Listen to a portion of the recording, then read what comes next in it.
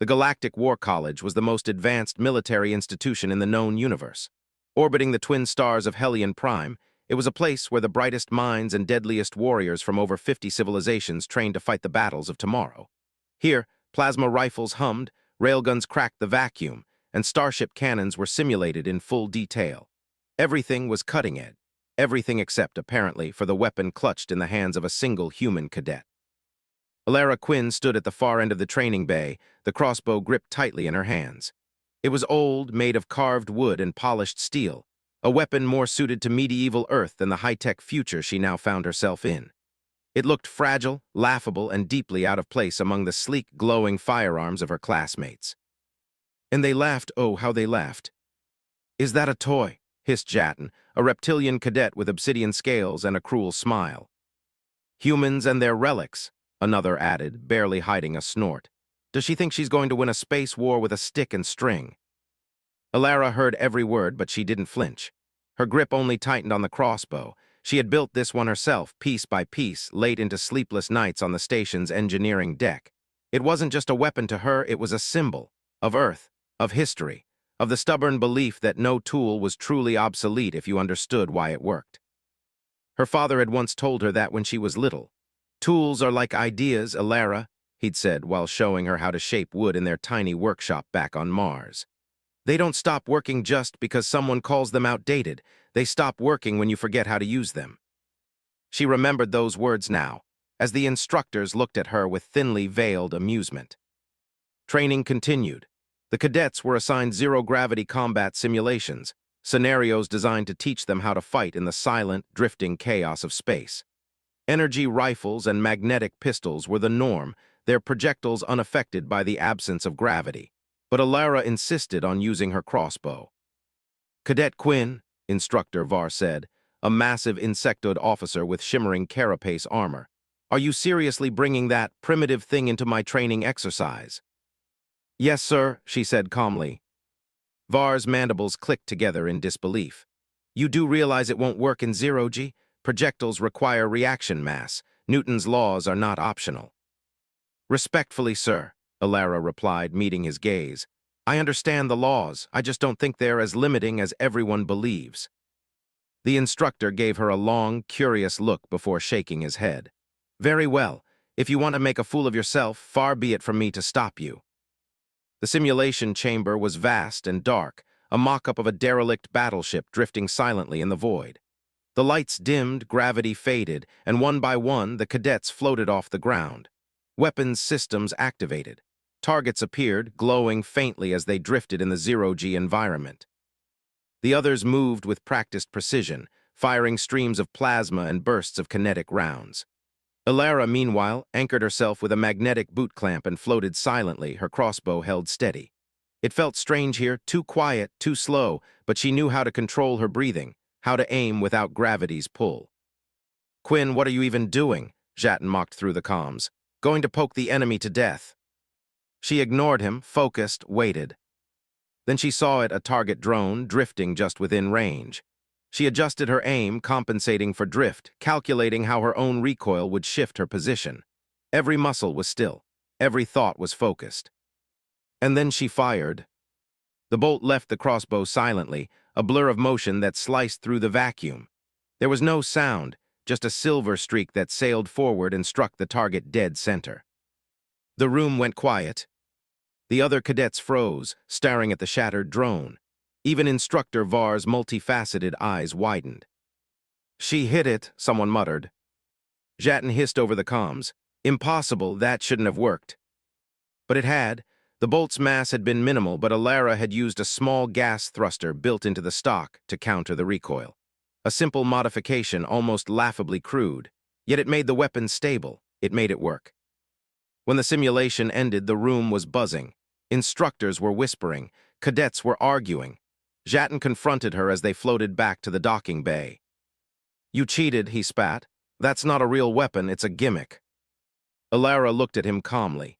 "If it's a gimmick, why did it hit the target when your fancy rifle missed 3 times?" He didn't answer, he couldn't. Instructor Var approached, still staring at the crossbow. "Cadet Quinn," he said slowly, "how did you make that work?"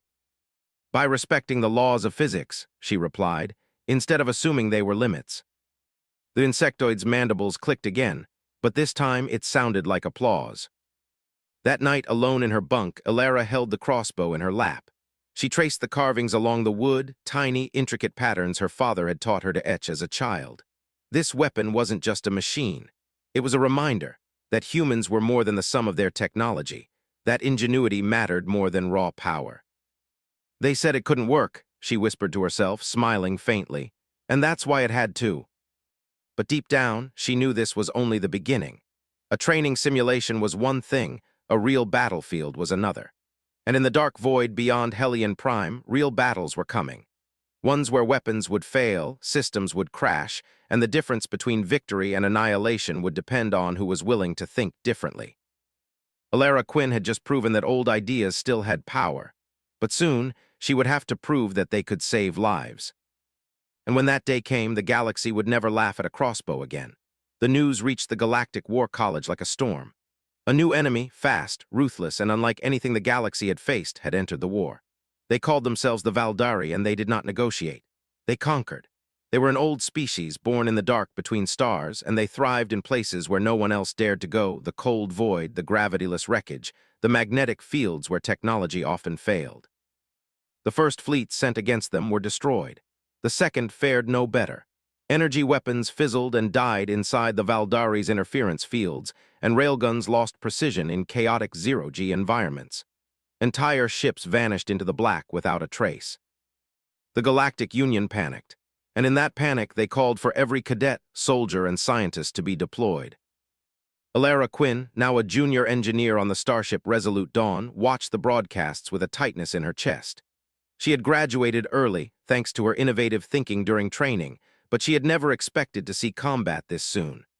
Her crossbow, once a symbol of stubborn defiance, now hung beside her bunk, modified and ready. Her commanding officer, Captain Ryland, was a tall, silver-haired man who had fought in a dozen campaigns. He respected skill, not reputation, and though he had heard the stories of Elara's toy weapon, he had not mocked her. "They say the Valdari fight like ghosts," he told her during their first mission briefing.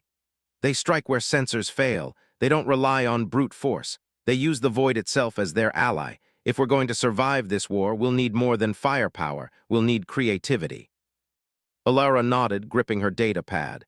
"Then humanity has a chance, sir. Creativity is what we do best." Their mission was simple on paper. Investigate the derelict outpost on the edge of the Orion Rift, where contact had been lost weeks earlier. Intelligence believed the Valdari were using it as a forward base, but nothing could prepare them for what they found. The Resolute Dawn dropped out of FTL near the silent outpost, its hull scarred and drifting. The surrounding space was littered with debris, fragments of ships, frozen corpses, broken drones. No power signatures, no distress signals. It was as if the station had simply died. "Prepare a boarding team," Captain Ryland ordered. "We're going in." Elara was among those chosen. As the boarding shuttle detached from the ship and drifted toward the outpost, she felt her heart hammering against her chest. This was no simulation. This was real. The shuttle clamped onto the docking ring and the hatch hissed open. The interior of the station was dark and silent, the air cold and stale.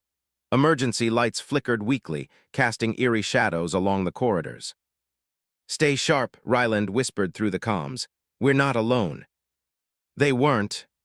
The Valdari struck without warning, dark, insect-like creatures with segmented armor and four clawed arms.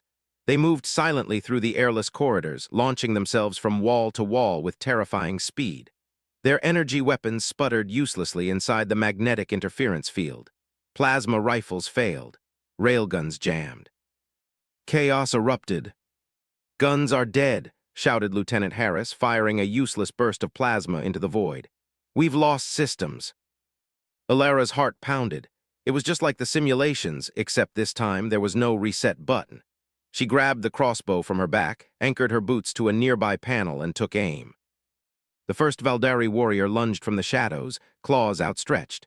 Elara exhaled slowly and squeezed the trigger. The bolt sliced silently through the darkness and buried itself deep in the creature's chest. It didn't explode. It didn't disintegrate. It simply pierced, clean, mechanical, and final. The Valdari twisted in confusion before drifting lifelessly into the void. Another came, and another. Ilara fired again and again, each shot deliberate, each bolt a whisper of death in the silence. The others watched in disbelief as the crossbow that had been mocked as useless became the most effective weapon in the room. "What in the void?" Harris gasped, watching a Valdari collapse before him. How is that working?" "Because physics doesn't care about tradition," Ilara shouted over the comms, reloading with practiced speed. "It just needs momentum." They pushed deeper into the station. Ilara led the way now, her crossbow slung across her chest, her mind racing. She had designed this weapon for a reason: low recoil, manual loading, no reliance on power or magnetics. It was primitive, yes, but primitive was exactly what the situation demanded. By the time they reached the command deck, a dozen Valdari lay floating in silence behind them. The boarding team sealed the control room and began downloading vital data. The mission, against all odds, was a success. As they prepared to return to the shuttle, Captain Ryland approached Ilara, his expression unreadable. "I saw the footage," he said quietly. "That thing you're carrying, it saved us." Ilara's breath was still heavy from the fight. "They said it wouldn't work," she whispered, "that it was a joke." Ryland placed a hand on her shoulder. "They were wrong, and if we're going to win this war, we're going to need a lot more of wrong." The story spread like wildfire. Across the fleet, word of a human engineer who had slain Valdari with an ancient weapon became legend. Some laughed, thinking it was exaggerated. Others scoffed, calling it luck. But those who had fought alongside her knew the truth. It wasn't luck. It was humanity, stubborn, inventive, defiant humanity, refusing to accept the limits the galaxy had written for them. The Valdari would adapt. They always did. But Ilara Quinn had proven that the solution to impossible problems wasn't always more power or more technology. Sometimes it was simplicity. Sometimes it was going back to basics. And sometimes it was believing in an idea everyone else had already given up on.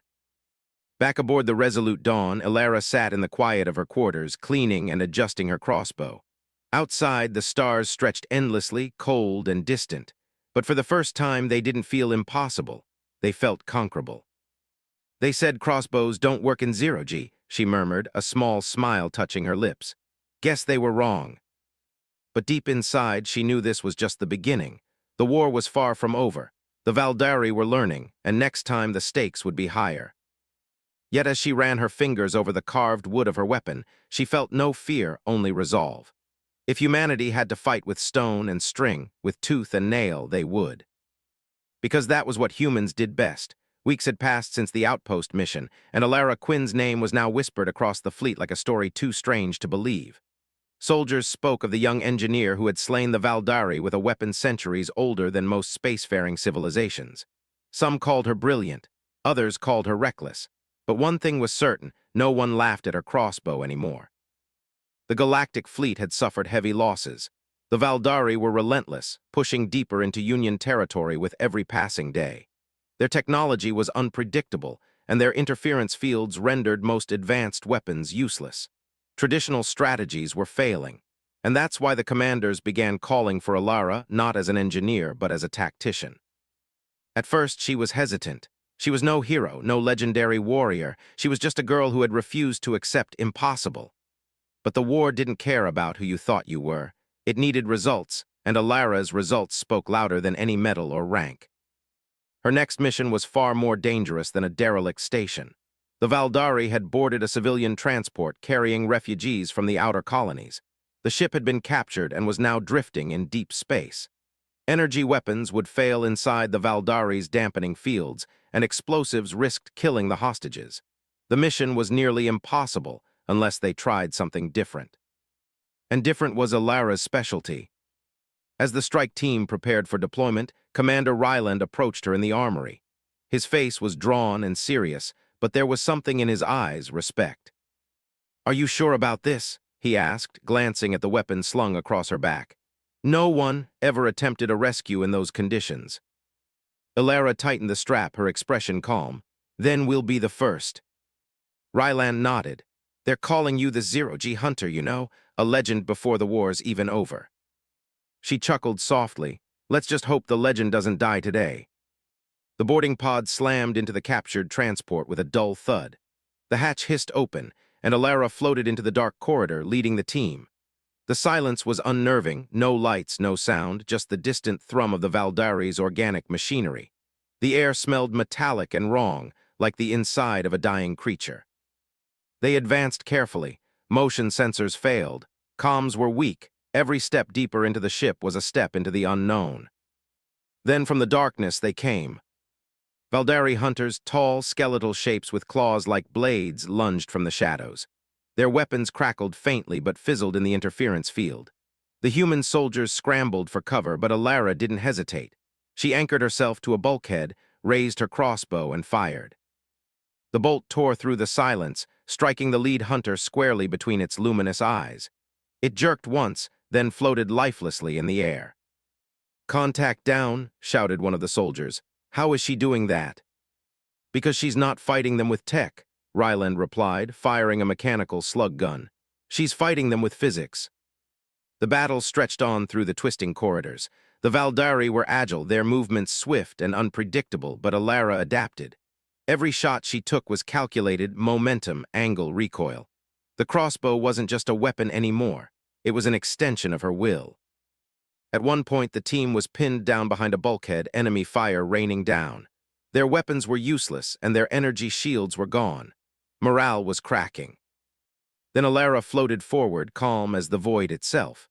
She lined up a shot on a weak point in the ceiling, a tangle of cables and debris directly above the enemy. One shot, one bolt. The impact dislodged the mass, sending it crashing down and scattering the Valdari formation. "Move," she shouted, and the soldiers followed, rallying behind the girl with the ancient weapon. They reached the refugee hold with minutes to spare. Dozens of terrified civilians floated in the zero-G chamber, trapped but alive. As the soldiers secured the room, Alara watched them with quiet relief. These people would see their families again. They would live because she had refused to accept what couldn't be done. On the way back to the shuttle, the soldiers spoke in hushed tones. "She saved us. She outshot the Valdari. That crossbow, it's terrifying." Alara tried not to listen, but deep down, the words stirred something inside her, not pride, but purpose. She hadn't just proven a point anymore. She had changed the way people thought. Technology wasn't always the answer. Sometimes, simplicity could do what complexity could not. When they returned to the fleet, she was greeted not with mockery, but with salutes. Veterans who had once dismissed her now shook her hand. Engineers asked for her schematics. Commanders requested her input on missions. The legend of the zero-G hunter had grown far beyond her. That night, alone in her quarters, Alara sat by the viewport, staring at the stars. She traced a finger along the smooth wood of her crossbow and thought of her father. "You were right," she whispered into the darkness. "No idea is obsolete if you understand it." The war was far from over. The Valdari were adapting, evolving. They would return with deadlier tactics, but so would humanity. And as long as she breathed, Alara would make sure they never forgot what humans were capable of. Because in the cold silence of space, where technology failed and logic faltered, it wasn't machines that decided fate. It was people, stubborn, clever, relentless people. The mission to save the refugees had made Alara a hero. Across the fleet, soldiers now spoke her name with respect. No longer was she the girl with the toy weapon. She was the zero-G hunter, the human who defied physics and rewrote the rules of war. But Alara knew better than anyone that victory was never final. The Valdari were intelligent, patient, and ruthless. They would learn. They always learned. And they did. The first sign came during a patrol near the Keleth frontier. A scouting vessel vanished without a distress signal. Then another. By the time a third ship went silent, the fleet realized the Valdari weren't retreating, they were evolving. Reports started coming in of new enemy weapons, new tactics. They had begun to adapt to everything the Union had thrown at them, including Alara's crossbows. It wasn't long before she saw it firsthand. The Resolute Dawn was dispatched to investigate the disappearance of the Nairobi, a science vessel last seen orbiting a barren moon. Alara prepared her gear with the same calm precision as always, but this time, a knot of worry sat heavy in her chest. Something felt different. Something felt wrong. "First sign of trouble, we pull out," Captain Ryland reminded the team as they boarded the shuttle. "We're not here to fight, just find survivors and get out." But deep down, they all knew there would be trouble. The Nairobi floated dead and broken above the moon's surface. Its hull was split open, its lights dark. The boarding team moved cautiously through the ruined corridors. Alara led the way, crossbow ready, her breath steady in her helmet. The silence was suffocating. Then the first Valdari appeared. They weren't like before. These were sleeker, smaller, faster, with strange, glistening armor that shimmered faintly in the low light. Alara aimed and fired. The bolt flew true and bounced off harmlessly. Her heart stopped. "Did you miss?" Harris shouted from behind her. "No," Alara whispered. "They've reinforced their exoskeleton, they knew." The Valdari lunged forward, moving with terrifying speed. The team scattered, firing slug rounds and throwing magnetic grenades, but nothing seemed to work. The creatures were adapting to everything: human weapons, Union tactics, even the zero-G environment itself. The battle was chaos. Alara anchored herself to a bulkhead and fired again, aiming for joints and weak points. This time, a bolt slipped between two plates of armor and pierced deep. The creature spasmed and went still. "They're not invincible," she shouted. "Aim for the seams, the soft spots." The team rallied. Shot by shot, they began to push back, but every kill came at a cost. The Valdari were relentless, their tactics coordinated, their intelligence chilling.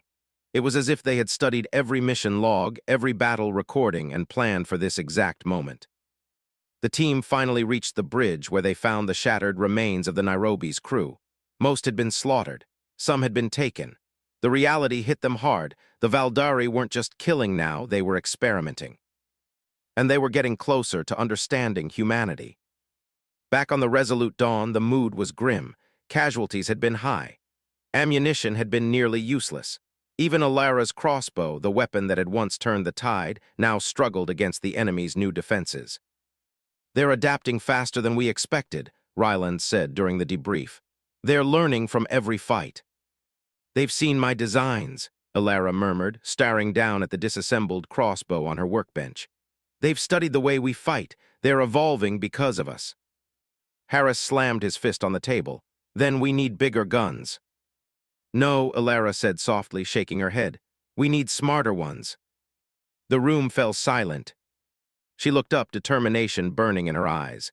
"We humans survived thousands of years of war not because we were the strongest, but because we adapted faster than anything else. They're evolving. Fine, so will we." For days, Alara barely slept. She worked in the engineering bay around the clock, sketching designs, testing materials, experimenting with ideas that most scientists would call insane. She modified her crossbow to fire projectiles with adaptive tips, capable of changing shape mid-flight. She tested new propulsion systems that could give bolts unpredictable trajectories, impossible to anticipate. Every mistake taught her something. Every failure made the next attempt stronger. And with each step forward, her resolve hardened. This wasn't just about proving people wrong anymore. It wasn't about being clever or special. This was about survival, humanity's survival. If the Valdari were going to evolve, then humanity would evolve faster. If they were going to rewrite the rules of war, then she would rewrite the rules of physics. The next battle was coming. Everyone could feel it. The Valdari were preparing something bigger, deadlier, and far more dangerous than anything the galaxy had ever faced. But this time, Alara wouldn't just be ready. She would be waiting. As she tightened the last screw on her upgraded crossbow, she whispered to herself, a promise carved from steel and stubbornness. "They thought they could outthink us, but they forgot one thing: humans don't give up." And somewhere, deep in the dark void between stars, the Valdari prepared for war. What they didn't know was that the girl they once underestimated was about to become the galaxy's worst nightmare. The weeks that followed were filled with silence, the kind of silence that always came before a storm. Across the galaxy, fleets were regrouping, borders were being fortified, and the Galactic Union prepared for what everyone knew was coming. The Valdari had not attacked again since the Nairobi mission. They had retreated deeper into the void, vanishing into their hidden strongholds. But no one believed they were gone. They were evolving, adapting, and waiting for the perfect moment to strike. And Alara Quinn was waiting too. In the depths of the Resolute Dawn's engineering bay, she worked day and night, refining every detail of her new weapon. It was no longer just a crossbow. It was something far beyond that, a fusion of ancient mechanics and modern engineering, designed to defy every law the Valdari had come to rely on. Its bolts were fitted with adaptive nanofiber tips, capable of reshaping in flight. Its propulsion system used micro-gas bursts that allowed for erratic, unpredictable movement. It was silent, deadly, and impossible to counter. But most importantly, it was human. "Commander," Captain Ryland said as he stepped into the workshop, watching Alara make final adjustments. "The scouts found them, a HFY War hive. It's massive, 10 times the size of anything we've seen." Alara looked up from her work, eyes focused and steady. "Then it's time." The mission was codenamed Operation Silent Dawn. The plan was simple but dangerous. Infiltrate the war hive before it reached Union space, plant a destabilizing charge at its core, and destroy it from within. Most considered it a suicide mission. But to Alara, it was an opportunity, a chance to prove once, and for all that humanity's creativity could outmatch even the most advanced enemy. The strike team launched under the cover of a comet's shadow. Their small infiltration vessel approached the massive hive, a twisted mass of blackened metal and living tissue that pulsed with a strange organic glow. From a distance, it looked less like a ship and more like a creature alive, breathing, and watching. Inside, the silence was suffocating. The HFY had built their hive like a labyrinth, its corridors shifting and alive. The team moved slowly, planting signal jammers and hacking security systems as they went. Alara led from the front, her new crossbow cradled in her hands. It wasn't long before the enemy found them. Dozens of HFY warriors swarmed from the shadows, faster and deadlier than before. Their new armor shimmered, absorbing impact from slug rounds and scattering energy beams. The team fought back, but it wasn't enough. Weapons failed, grenades fizzled. The HFY had prepared for everything. Everything except her. Alara anchored herself against a wall, aimed her weapon, and fired. The bolt shot forward, then split mid-flight, curving around a shield and striking a warrior from behind. Another shot changed direction midair, weaving through the corridor and finding a vulnerable joint in a HFY's armor. The creatures hissed in confusion and rage, their predictive algorithms useless against the weapon's chaotic movement. "Keep moving," she shouted. "We're almost there." The deeper they went, the more resistance they faced. The HFY had learned to fear her now. They targeted her first, sending waves of warriors to overwhelm her. But Alara did not break. Every shot she fired was a lesson from humanity's past: patience, calculation, adaptability. She moved like a ghost, striking from shadows, predicting their patterns and turning their strengths against them. At last, the team reached the hive's core, a pulsating chamber of living metal wrapped around a glowing sphere of antimatter. The destabilizing charge was placed quickly, but the HFY were closing in. Time was running out. 2 minutes until detonation," Harris called out, his voice tense. Alara fired another bolt, striking a HFY through the throat. "We're not going to make it if we stay here," she said. "We have to go now." The team sprinted through the corridors, chased by the furious screams of the hive's defenders. Explosions rippled behind them as the charge began its countdown. The infiltration vessel was only meters away when the hive started to collapse, chunks of debris raining down around them. 30 seconds. They launched from the hive just as it tore itself apart. The explosion was silent in the void, but its brilliance lit up the stars, a massive bloom of light and fire that consumed the HFY war machine from within. Back aboard the Resolute Dawn, cheers erupted across the bridge. Operation Silent Dawn had succeeded. The largest HFY hive ever encountered was gone, and for the first time in the war, the tide had turned. But Alara didn't celebrate. She stood quietly by the observation window, watching the fatting remnants of the explosion. It was beautiful and terrifying, because she knew this was not the end. "They'll be back," she said softly, "and they'll be stronger." Ryland joined her, his eyes following the same glowing debris. "Then we'll be ready," he said, "because if there's one thing they still don't understand." Alara smiled faintly. "It's that humans never stop adapting." The galaxy would remember the Battle of Silent Dawn as the moment humanity struck back, not with brute strength, but with ingenuity. And at the heart of that victory was a weapon once mocked and dismissed, and the woman who refused to stop believing in it. The HFY now feared the Zero-G Hunter, and in that fear humanity found its greatest strength. The destruction of the HFY hive sent shockwaves through the galaxy. For the first time since the war began, the enemy had suffered a decisive defeat. Billions celebrated the news, and the Galactic Union believed the worst was over. But Alara Quinn knew better. Victory wasn't an end, it was a warning. The HFY never accepted defeat. They studied it, learned from it, and returned stronger. And they did. Only 3 weeks after Operation Silent Dawn, Union long-range scanners picked up movement, an armada of Valdari warships, larger than anything previously recorded, advancing toward the core colonies. It wasn't just a fleet. It was an extermination force. Their message to the galaxy was clear: this ends now. Alara stood in the observation deck of the Resolute Dawn, staring at the endless wave of red markers on the tactical display. Her chest felt tight, her breath shallow. She had seen battles before. She had faced impossible odds, but this was different. This was the endgame. "They're throwing everything they have at us," Captain Ryland said beside her. "If we lose here, the Union collapses." "Then we can't lose," Alara replied, her voice steady despite the fear clawing at her heart. The Union began preparing for the largest battle in its history. Entire fleets mobilized, planetary defenses were activated, and on every ship engineers worked day and night to implement Alara's unconventional weapon designs. What had started as a single human's defiance had now become a doctrine, adaptive warfare, they called it. Weapons that shifted mid-flight, projectiles that curved, strategies that no algorithm could predict. But even with all of that, they were still outnumbered. In the hours before battle, the Resolute Dawn was eerily quiet. Soldiers wrote final letters to their families. Pilots whispered prayers. And Alara found herself back in the engineering bay, sitting alone with the weapon that had brought her this far. She ran her fingers across the smooth wood of the Crossbows stock, tracing the carved initials her father had etched into it when she was a child. It was a simple message: never stop trying. Her father had died before she ever left Earth, but those words had stayed with her through every trial, every failure, every impossible battle.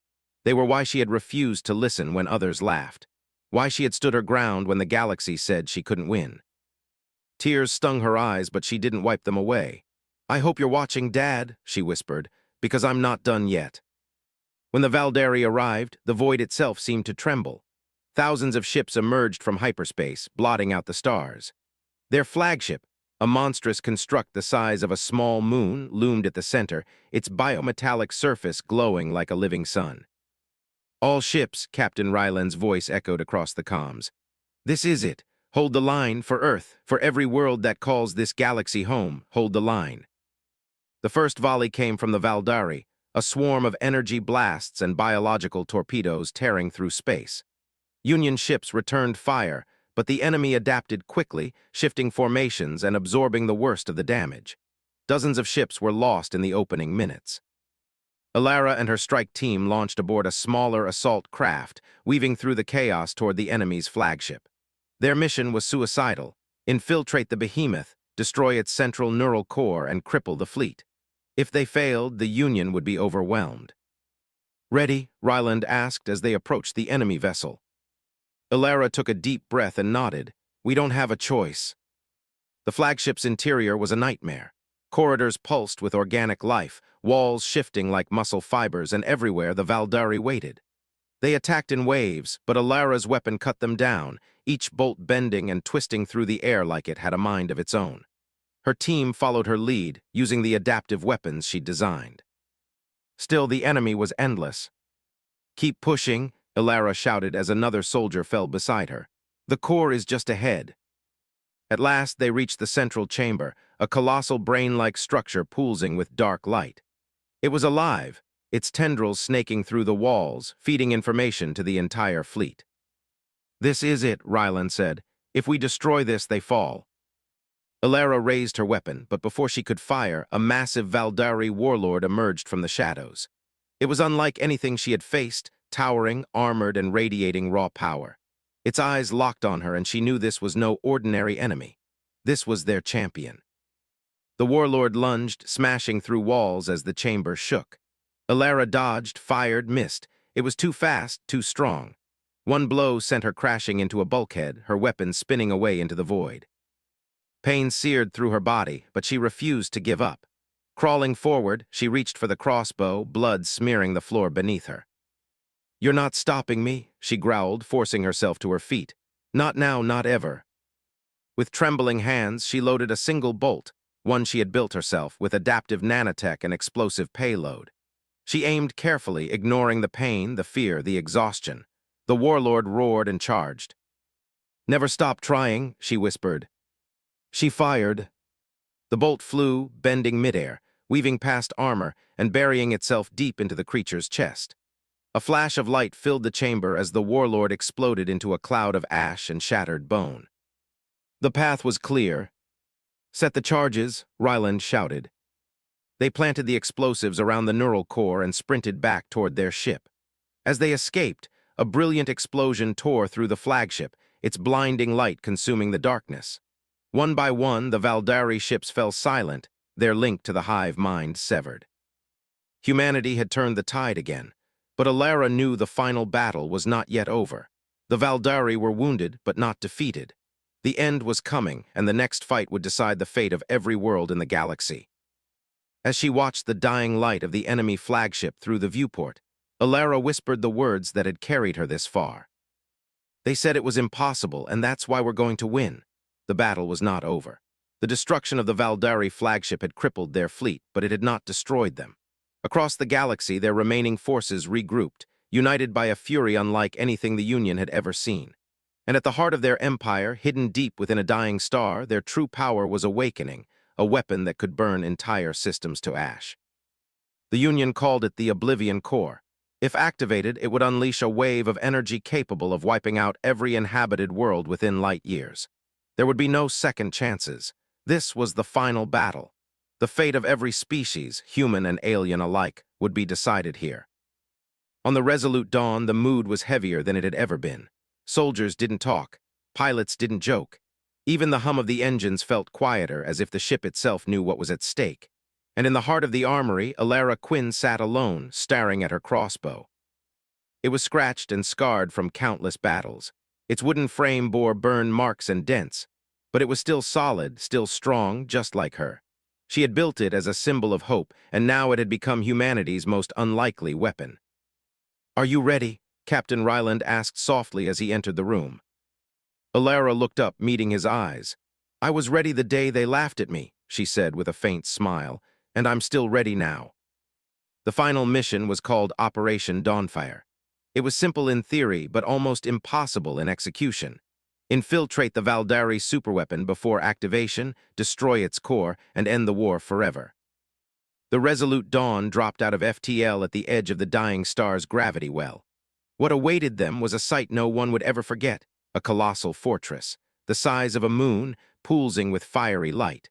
Hundreds of Valdari warships surrounded it like a swarm of predators. "Once we're in," Ryland said, "there's no going back." "There never was," Alara replied. The infiltration team launched in a small stealth craft, weaving through the chaos of battle. Explosions lit up the void around them as Union fleets clashed with the Valdari armada. Despite overwhelming odds, the humans pressed forward, not for glory, not for revenge, but for survival. Inside the fortress, the team moved swiftly, cutting through waves of resistance. Alara led the charge, her adaptive weapon firing bolts that curved, split, and struck with surgical precision. Even now, even after all their evolution, the Valdari could not predict her. But the closer they came to the core, the more desperate the enemy became. Hundreds of warriors poured into the corridors, determined to stop them. The team fought fiercely, but one by one, they began to fall. "Keep moving," Alara shouted as another soldier collapsed beside her. "We're almost there."